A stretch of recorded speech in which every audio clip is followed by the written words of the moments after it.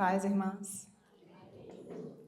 Louvado seja o nome do nosso amado Senhor Jesus Cristo. Essa noite foi me colocada há um tempo. Deixa eu olhar aqui para o relógio. Eu tenho até que horas? Até que horário, Vanessa? Glória a Deus. 8h40.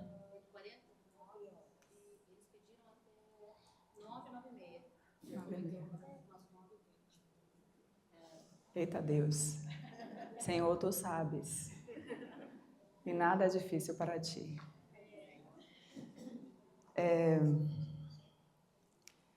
Glória a Deus, o Senhor é bom em todo tempo.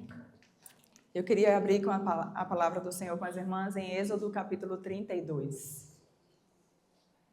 Êxodo capítulo 32. Quando me foi reservado esse tempo, eu fiquei em oração, perguntando ao Senhor qual seria a palavra.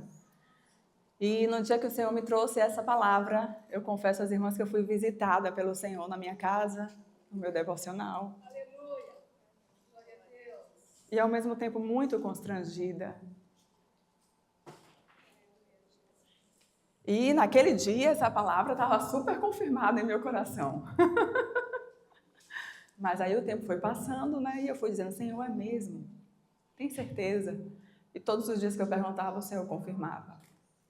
E eu continuei perguntando até hoje de manhã, quando uma irmã me parou ali e disse assim, é a palavra que o Senhor te deu que você vai falar essa noite, é aquela mesma que você está na dúvida. Então, irmãs, eu gostaria de começar a ler esse capítulo com vocês e dizer que essa palavra ela é cortante. E não é só para as irmãs, mas para mim também. A palavra do Senhor ela é apta para nos discernir e para nos dividir. Dividir juntas e medulas, alma e espírito. E ele vem e constrange todo o nosso ser. E quanto mais estamos na luz, nós vemos as trevas que há em nós. Leamos, por favor, Êxodo capítulo 32, versículo 1, que diz assim. Mas vendo o povo que Moisés tardava em descer do monte, acercou-se o povo de Arão e disse-lhe, levanta-te, faze-nos deuses, que vão adiante de nós, porque quanto a este Moisés, o homem que nos tirou da terra do Egito, não sabemos o que lhe sucedeu. E Arão lhes disse, arrancai os pendentes de ouro que estão nas orelhas das vossas mulheres e das vossas filhas, e dos vossos filhos e de vossas filhas, e trazei-mos. Versículo 3. Então todo o povo arrancou os pendentes de ouro que estavam em suas orelhas e os trouxeram a Arão. E ele os tomou das suas mãos e trabalhou o ouro com o buril, ou burril, e fez dele um bezerro de fundição. Então disseram, este é o teu Deus, com letra minúscula, ó Israel, que te tirou da terra do Egito. E Arão, vendo isto, edificou um altar diante dele e apregoou Arão e disse, amanhã será festa ao Senhor. E no dia seguinte madrugaram e ofereceram holocaustos e trouxeram ofertas pacíficas, e o povo assentou-se a comer, a beber, e depois levantou-se a folgar. Eu queria ter mais uma palavra de oração, irmãs. Amém? Pai, nós estamos aqui nessa noite submissas ao Teu governo, Senhor. Queremos nos sujeitar unicamente a Ti e ao Teu Santo Espírito. Necessitamos ouvir a Tua voz, sermos realmente constrangidas pelo Senhor. Essa é a Tua palavra, Senhor. Cabe a Ti realmente trazer esclarecimento e revelação a nós. Por isso, Espírito Santo, pedimos que o Senhor mesmo possa trazer a cada uma de nós a revelação do que deseja para as nossas vidas nessa noite. Pois essa é a Tua função, Senhor. Nos ajude Em nome do Senhor Jesus. Amém. Bem, irmãs, nós vemos aqui o povo de Israel que havia sido retirado do Egito. Está no Êxodo. O Êxodo é este livro que vai falar sobre esse momento do deserto, onde o povo, que é uma figura da Assembleia de Deus, né, do povo de Deus, é o povo de Deus ali, a figura da igreja, ele se move pelo deserto e ele é retirado do Egito, do lugar de escravidão, onde eles não tinham opiniões, onde eles sofriam com chibatadas e muitas cargas. E vai falar sobre nossa antiga vida, nossa antiga história, onde nós éramos escravas do inimigo, onde nós estávamos nas mãos do nosso inimigo, e o Senhor veio e nos libertou. Aqui sabemos que, pela leitura da palavra, as irmãs podem depois buscar essa informação, existia ali mais de 600.000 pessoas naquele lugar. Só que Moisés, que é uma figura do mediador Jesus Cristo, foi diretamente ao Monte Sinai e ficou ali 40 dias e 40 noites, quando estava ali cravando, né, as tábuas dos 10 mandamentos, sendo escritas pelo Senhor. Mas o povo, de repente, cansou de esperar, como se isso fosse completamente lícito para aquele povo. Um povo que viveu mais de 200 anos na escravidão do Egito. Um povo que foi tirado da escravidão com muitos prodígios e sinais. Um povo que viu a mão do Senhor. Um povo que já havia ouvido a voz do Senhor, ao ponto de dizer: Moisés, fala tu com ele, porque se nós continuarmos ouvindo Deus, nós vamos morrer. É melhor que você fale por nós. Um povo que já estava recebendo o maná dos céus. E o que era o maná?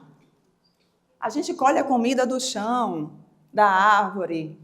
Não, o maná vinha diretamente dos céus, como um orvalho. Era milagre atrás de milagre. Eles não tinham do que reclamar de não apalpar o próprio Deus e as suas maravilhas. E de repente Moisés sobe ao Monte Sinai e aquele povo vai reclamar. A degradação é manifestada. Como temos ouvido aqui, o espírito está pronto, mas a carne é fraca. E a carne ali ela é manifesta. E aí nós podemos contemplar a ruína que o homem faz quando ele põe a sua mão. As pessoas cercaram Arão e falaram: Arão, a gente não sabe onde é que foi esse cara. A gente não sabe mais onde ele está, onde ele vem, que dia ele volta. E aí, faze-nos deuses. Aqui só temos mulheres convertidas. Eu creio, e deve ser assim, que não há na casa de nenhuma irmã aqui, nenhuma imagem de fundição. Não há aqui imagens de idolatria. Eu creio, e deve ser assim, porque nós fomos convertidas, e há um Deus vivo que nos salvou e que fala conosco. Portanto, nós não precisamos nos prostrar frente a imagens feitas por mãos humanas, que têm olhos e não veem, boca e não fala, e ouvidos e não ouvem. Amém? Amém. Glória a Deus. Eu fiquei até preocupada com o silêncio. Eles ficaram fartos de esperar e falou: Arão, faz uns deuses. Muitas de nós aqui dizemos: não, essa palavra não é para nós. Porque nós não temos deuses, só temos um único Deus.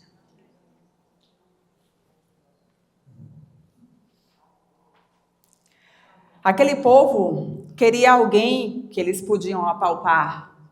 Aquele povo queria alguém, queria a manifestação de algum Deus para que eles pudessem ter algo visível.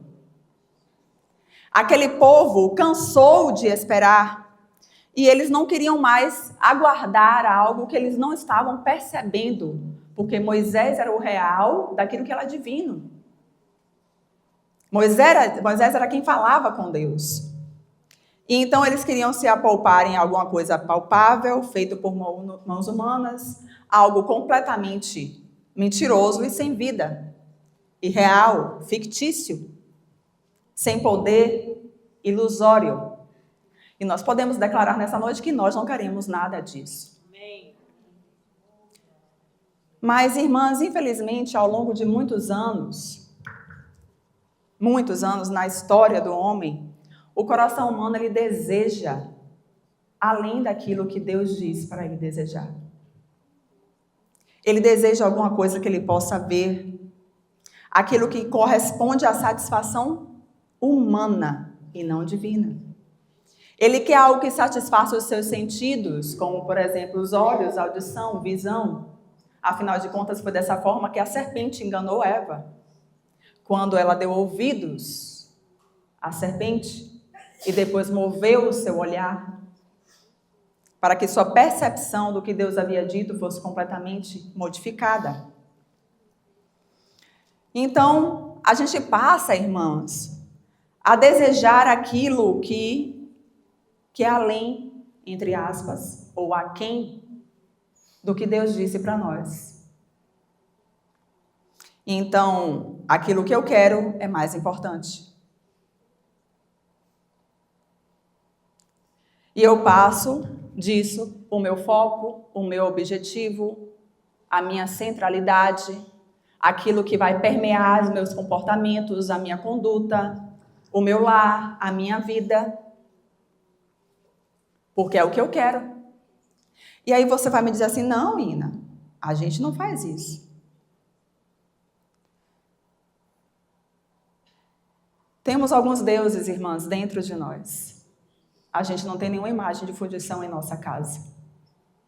Mas temos alguns deuses dentro de nós e às vezes, muitas das vezes, Cristo não é o centro. Eu sempre quero aquilo que me faz feliz, aquilo que me satisfaz. Então, aquilo que Deus me dá não é mais suficiente, aquilo que Deus me diz não é suficiente, a palavra do Senhor não é suficiente para mim, os seus valores não é mais assim que eu quero me adequar. E como uma criança mimada, que acha que tem direito de alguma coisa, eu penso, eu quero, eu desejo, eu me movo para tal. O eu. A palavra do Senhor vai dizer que a boca fala daquilo que está cheio no nosso coração. Então vamos fazer o primeiro teste essa noite. Se você tem dúvida que o seu eu está no centro da sua vida e que isso é uma idolatria e que por sinal é pecado, faça um teste aí, não levante sua mão, apenas responda para si mesma. Pergunte apenas neste dia. Não, é apenas nestes 2 dias que estamos aqui. Quantas vezes você teve comunhão quando começou o eu na frente? Eu fiz, eu tenho, eu quero, eu vivi, eu.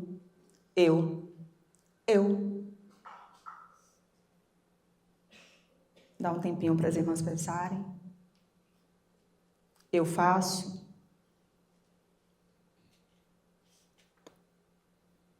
Eu vou pensar nisso. Eu vou viver isso. Eu sonho com isso. Eu tive isso. Eu desejo isso. Eu.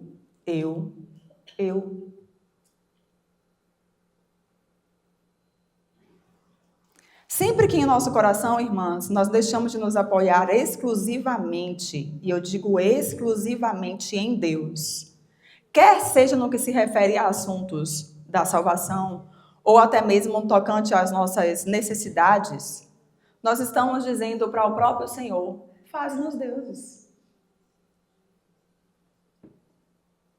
Porque Ele não é suficiente para nós. Assim como os filhos de Israel falou para Arão. Exatamente assim. Eles haviam desfrutado de tantas coisas grandiosas. O próprio Deus havia lhes falado de forma audível no Monte Sinai. Mas eles chegaram para Arão, faz-nos deuses. E como eu disse às irmãs, quando o Senhor me deu essa palavra, eu fui visitada pelo Senhor. E foi uma bênção, porque quando o céu desce, mas também muito constrangida. Porque eu falei, Senhor, eu preciso me arrepender diante de Ti. Quantas vezes eu já fiz planos e não foram poucos. Muitos planos. Meus planos. Meus desejos. E não consultei o meu amado Senhor. Mesmo tendo desfrutado de uma tão grande e maravilhosa salvação.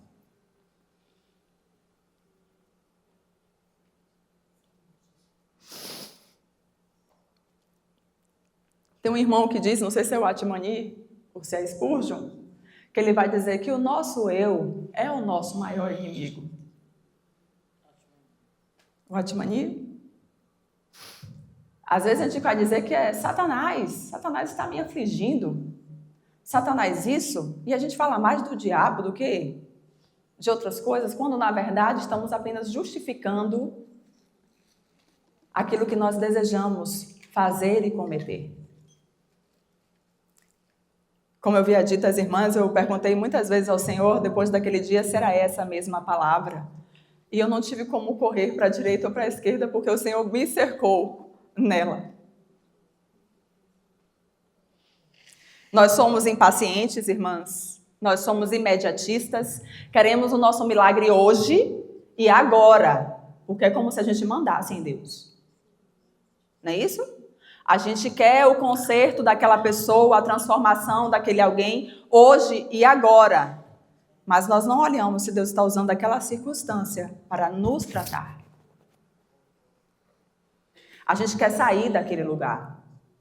E a gente começa como meninas mimadas a dizer, porque Deus não me ouve. Porque então vou fazer isso aqui. Já que Deus não está fazendo aquilo por mim, que eu quero, eu vou fazer isso aqui. Fazem os deuses. A mesma coisa. Moisés não desceu, não sei onde é que ele está. Não sei quando é que ele vai voltar. Vai, Arão, faz nos deuses. Assim somos nós. Deus não agiu daquela forma, não me deu o que eu queria, não fez o que eu queria, não realizou o que eu queria, não me levou para onde eu queria, então eu vou fazer desta forma daqui. E Arão pegou o buril e fez o bezerro. A gente pega o nosso molde do que a gente quer para executar aquilo que está na satisfação dos nossos desejos e concupiscências. Fazem nos deuses.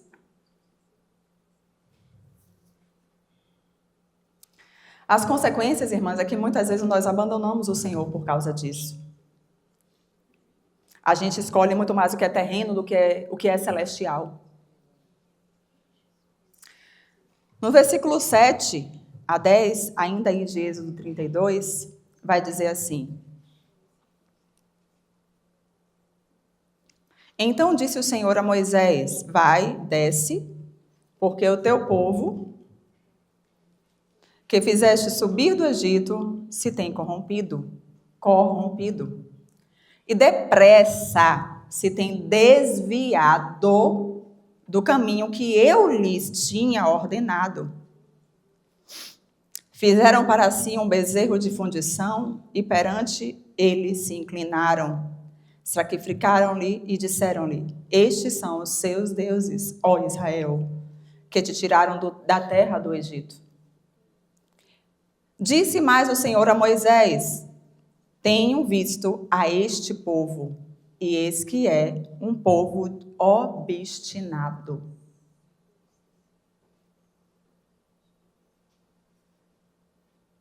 Agora, pois, deixa-me que o meu furor se acenda contra eles e os consuma, e eu farei de ti uma grande nação. Até aí, Andressa. Obrigada. Então, aquele povo havia abandonado o Senhor. E a consequência viria daquele pecado. Porque eles escolheram aquilo que era palpável para eles, o que lhes satisfazia, e não aquilo que havia sido acordado entre eles. Não aquilo que o Senhor havia feito a aliança com eles. Um povo obstinado que depressa se desviou do caminho do Senhor. Não tiveram paciência para esperar 40 dias. Aí você vai me dizer que você é diferente? Você espera 40 dias pelo seu milagre? 1 ano, 2, 10? Porque para o Senhor um dia é como 1000 anos.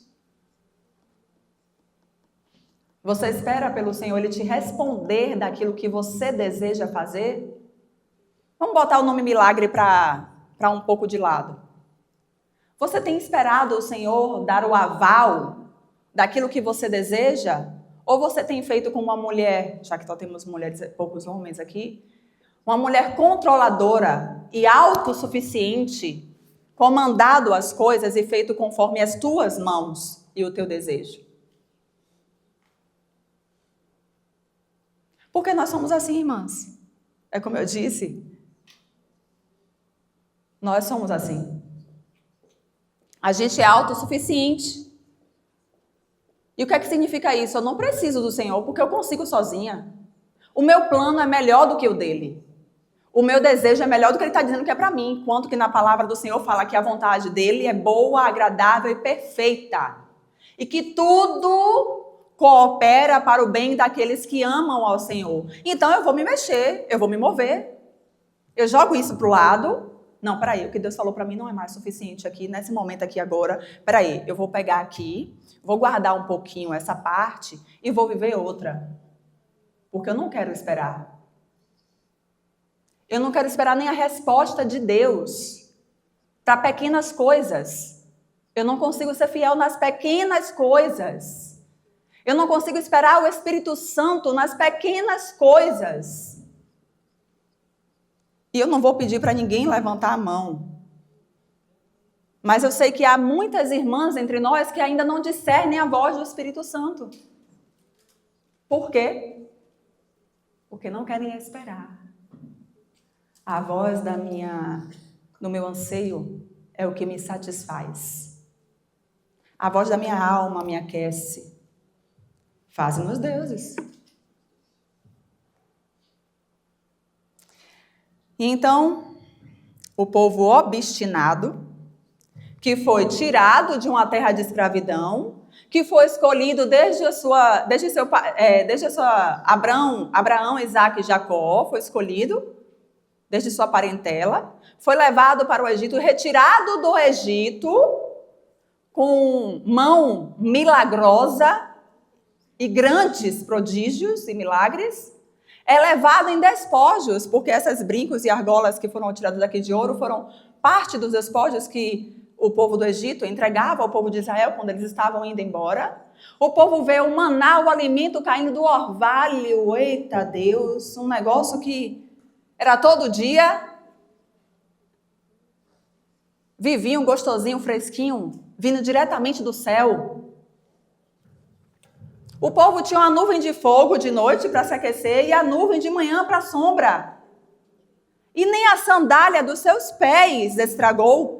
As suas roupas não ficaram velhas. O povo ouviu o próprio Deus. Você está ouvindo minha voz?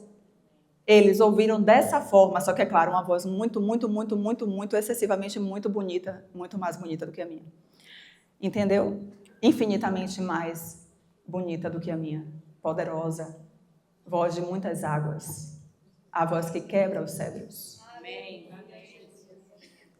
E aí, por causa de 40 dias, o povo rapidamente, depressa, se desviou do caminho que o Senhor lhe tinha dado. Mas nós não somos idólatras, não é isso? Nós não somos. A gente não tem nenhuma imagem de fundição. Cutuque aí a sua irmã do lado, já que ela está dormindo. Cutuque aí para ela acordar. Eu sei, é fome, é cansaço, glória a Deus, aleluia. Até aqui nos ajudou o Senhor. Amém.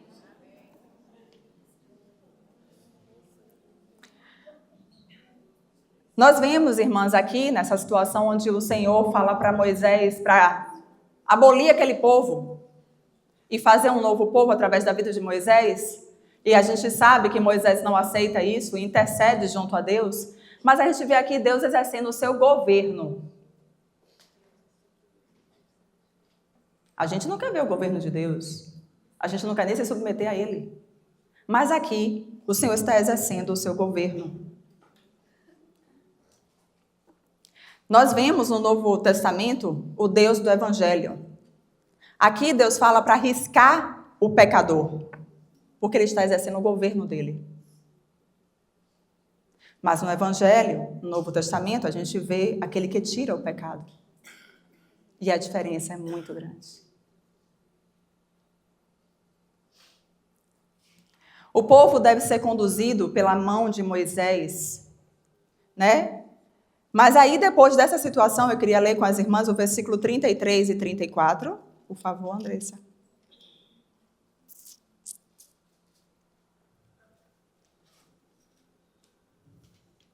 Que diz assim: Então disse o Senhor a Moisés: Aquele que pecar contra mim, a este riscarei eu do meu livro.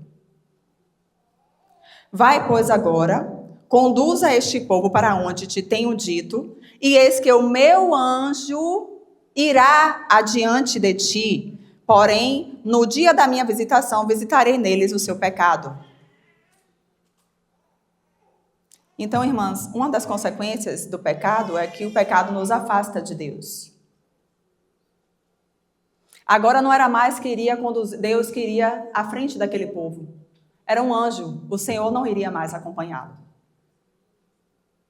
O anjo que iria guiar aquele povo. A consequência do nosso pecado é que nós nos afastamos do nosso Senhor.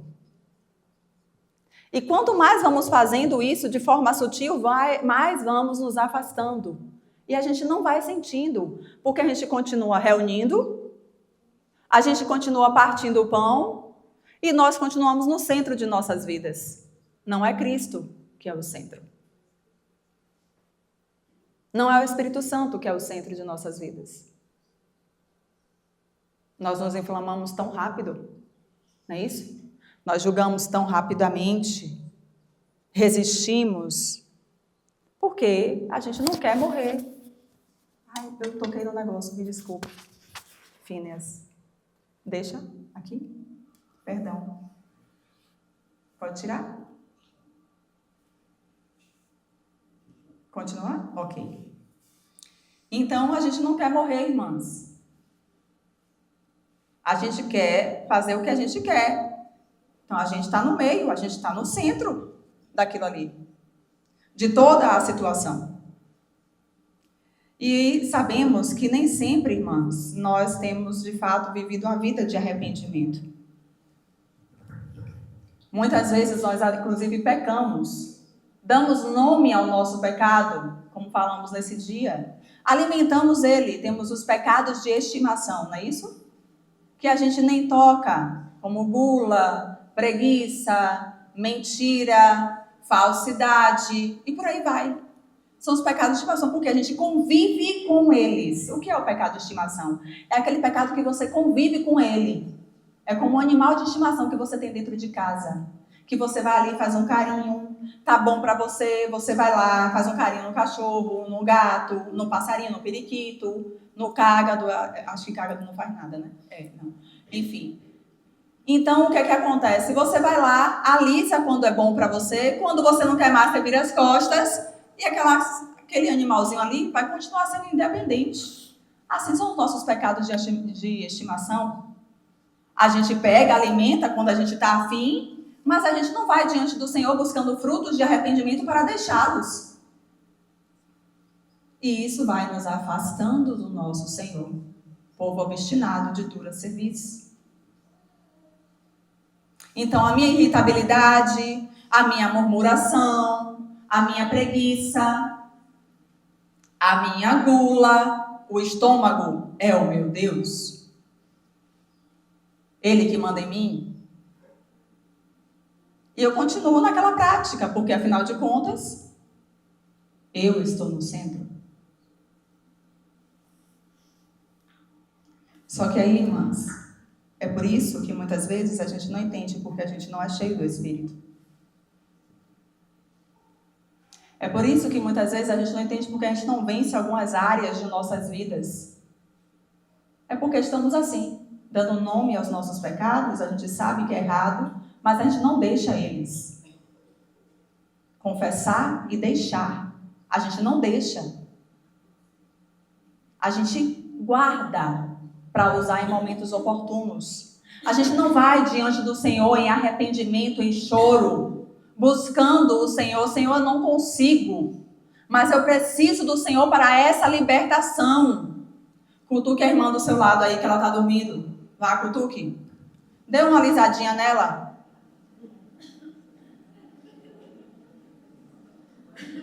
Então, irmãs, a palavra dura cerviz, ou obstinado, no hebraico se chama gashé, que tem a tradução em português, que significa cruel, severo, teimoso. Na Bíblia, a descrição de alguém como um coração de dura cerviz ou um pescoço rígido geralmente se refere a uma pessoa que é obstinada, teimosa e que não aceita a orientação ou a correção divina. Eu queria repetir isso para as irmãs. Dura cerviz, ou obstinado, como está aqui, é o hebraico gashé, cruel, severo, teimoso. Na Bíblia, a descrição de alguém como duro de coração ou pescoço rígido, geralmente se refere a uma pessoa que é obstinada, teimosa e não aceita a orientação ou correção divina. Essa característica é frequentemente associada à falta de arrependimento e resistência à vontade de Deus. Representam a condição espiritual de Israel, claro, que frequentemente desafiava os mandamentos do Senhor, quando murmurava e dizia, estou com saudade dos pepinos e das cebolas. Quem é que gosta de cebola e pepino, gente? Eu gosto de pepino, mas não tem gosto de nada. Mas eu gosto de pepino. Mas você vai sentir saudade de pepino e de cebola? Você ia sentir saudade de outros manjares, né? Mas, no entanto, o povo era tão obstinado ao pecado que disse, eu estou com saudade dos pepinos, dos alhos silvestres, dos alhos. Começou até a dar a característica alho, que eu não sabia que tinha vários tipos de alho, fui saber depois disso. Enfim, estou com saudade das cebolas, melão. Gente, eu também amo melão, mas também não tem gosto de muita coisa. Parece com gosto de pepino, exatamente, é verdade. É um pouco mais doce. Então, é a descrição da degradação espiritual, irmãs. O povo que frequentemente desafiava os mandamentos do Senhor. Depois dessa atitude aqui, a tenda do encontro é feita fora do arraial. Fora do arraial.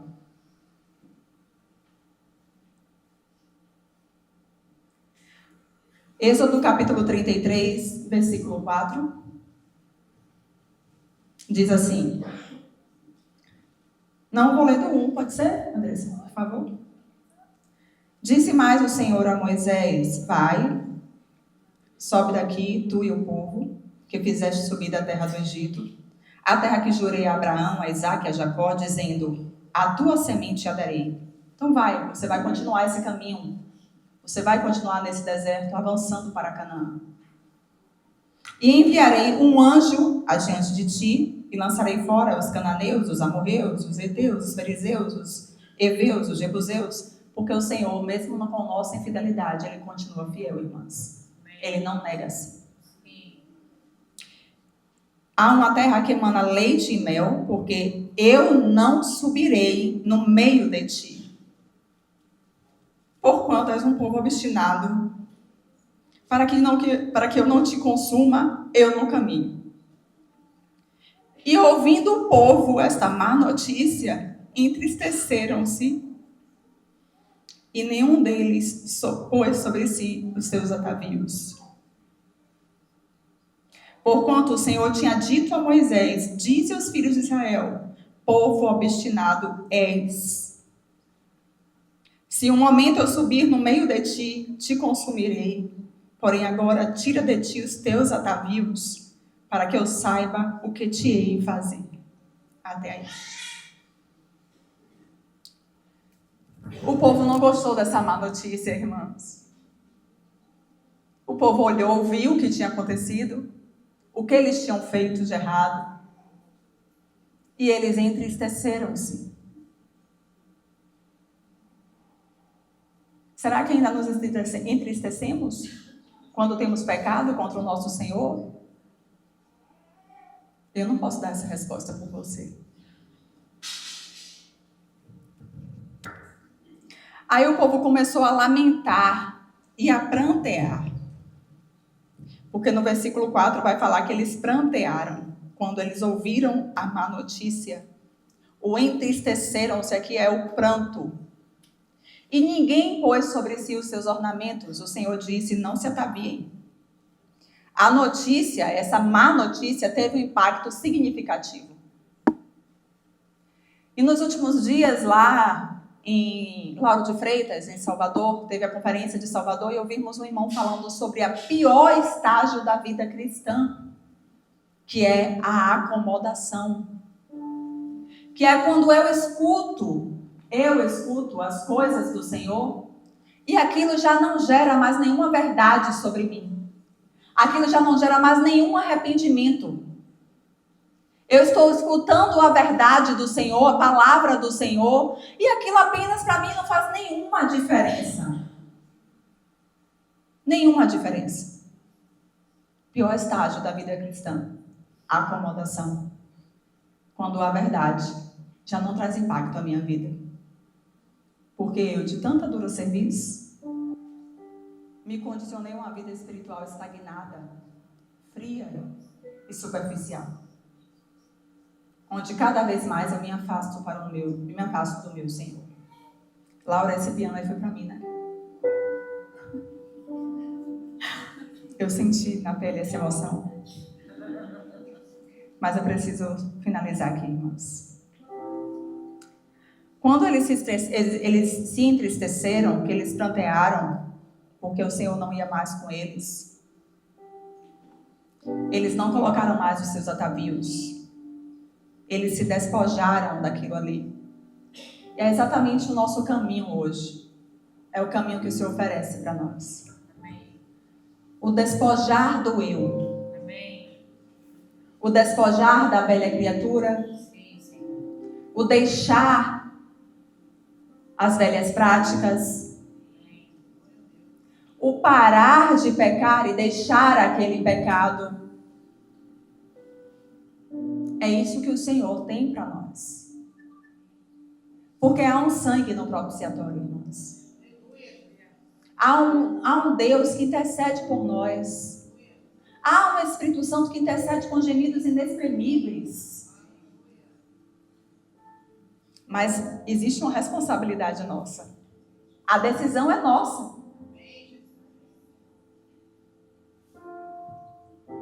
Então eles tiraram os seus enfeites, simbolizando que eles estavam arrependidos. Simbolizando que eles tinham entendido o grande erro que eles haviam cometido.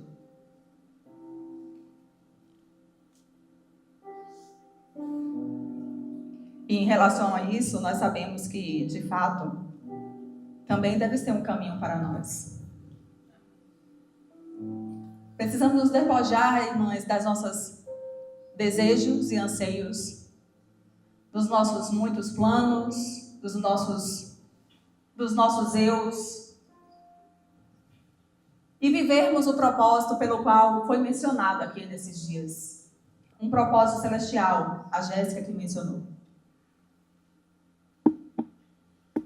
Porque a gente está vivendo para nós mesmas ou estamos vivendo para o nosso Senhor? Se vamos viver como propósito para o nosso Senhor, então a nossa vida, irmã, vai respaldar isso. Então vamos despojar de nosso eu, daquilo que eu quero, daquilo que eu desejo, daquilo que eu acho que é certo e que tem que ser feito. E eu vou dizer, Senhor, eu não quero mais estar à frente. Eu não quero mais controlar.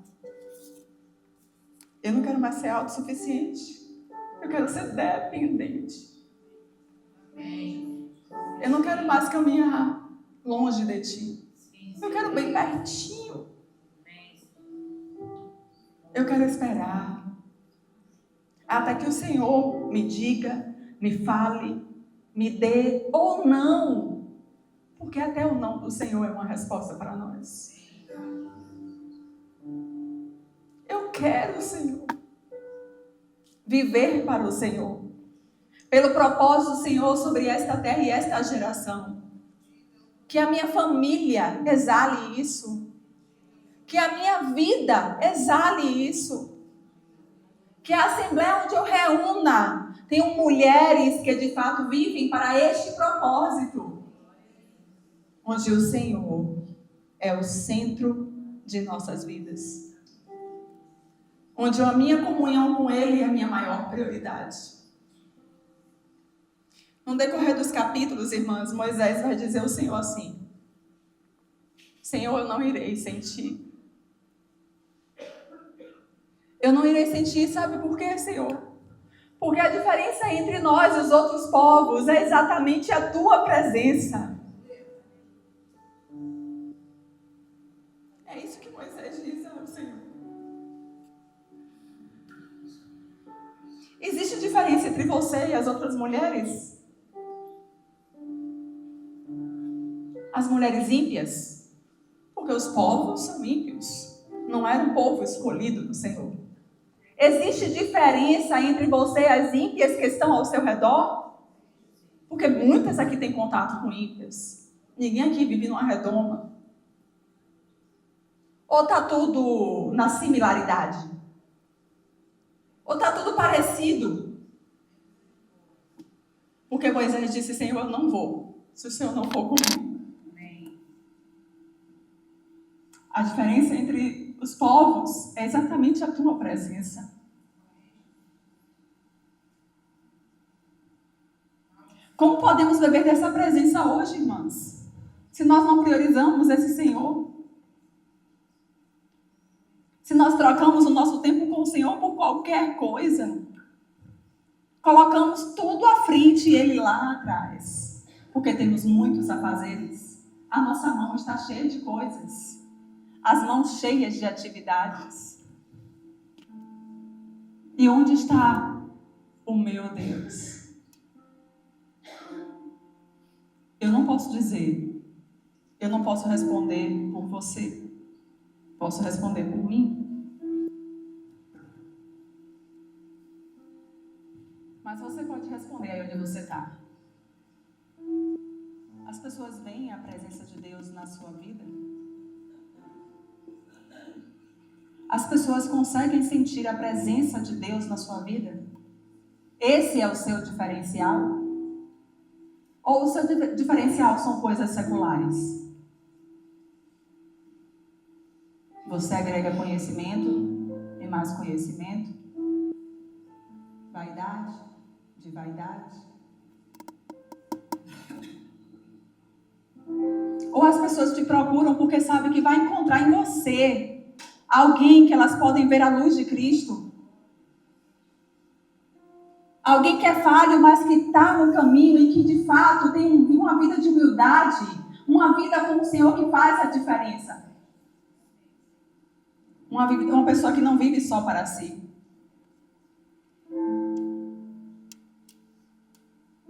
Uma mulher que vive o propósito de Deus. As pessoas podem chegar para você e dizer assim, eu vou na casa daquela irmã, porque aquela irmã é crente de verdade, cheia do Senhor, vou lá ter uma comunhão com ela, vou lá buscar um aconselhamento, eu estou com um problema, eu vou ligar aqui para aquela irmã orar por mim. Você é procurada por isso?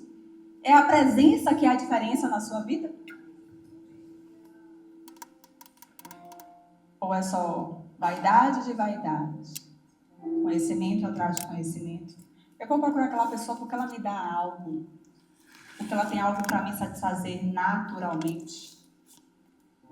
Sabemos que vivemos em um mundo baseado em muitos interesses, irmãs. Mas o nosso interesse tem que estar baseado nos interesses do Senhor. O nosso interesse tem que ser o interesse do Senhor. Essa deve ser a base de nossa vida. E o interesse do Senhor é o reino. Nós precisamos viver o reino hoje, aqui, nesse treinamento que eu e você estamos, dentro de nossas casas, com as pessoas que o Senhor traz para as nossas vidas, despojadas, mas entregues e rendidas àquele que nos confiou uma tão grande e maravilhosa salvação. Então que possamos mesmo, irmãs, dizer sim ao nosso Senhor, responder a Ele, sermos responsivas ao nosso Senhor. E que em nome do Senhor Jesus Ele encontre um coração ensinável, disposto, rendido, e uma vida que está disposta a viver uma vida de obediência. Que vai precisar renunciar a algumas coisas, mas se o nosso Senhor renunciou toda a sua glória, por que nós não podemos renunciar também? Que possamos ter uma vida que realmente, irmãs, caminha na presença, como está descrito em Êxodo 39, que a glória encheu aquele lugar, porque aquelas pessoas fizeram tudo qual o modelo o Senhor havia dado a Moisés. Nós temos um modelo, irmãos. Nós já temos. Precisamos fazer tudo conforme está escrito. E há uma graça capacitadora. Somos morada do Santo Espírito de Deus. Ele não mandou você por um caminho onde Ele não te capacitou para isso, nem proveu nada para isso. Ele nos tirou da idolatria, dos ídolos mentirosos e reais. Não foi para que nós colocássemos a nós mesmos ali na frente. Pelo contrário, Ele nos libertou do tempo da escravidão para que fôssemos livres para adorá-lo. E é para isso que o Senhor nos chama hoje. Muitas vezes eu questionei o Senhor: Senhor, essa palavra não tem nada a ver com ajuda idônea, não está no livro. E o Senhor falou para mim assim: está. Porque não existe transformação sem arrependimento, irmãos. Não existe transformação sem arrependimento. Que o Espírito Santo possa nos convencer nessa noite de tudo aquilo que temos feito e tem ofendido o Santo Espírito de Deus. E que possamos ser mulheres responsivas ao nosso Senhor, dizendo sim a Ele e a sua palavra, para que de fato possamos caminhar com uma vida com propósito e com os interesses do nosso amado Pai. Para a glória do nome de Jesus Cristo. Amém.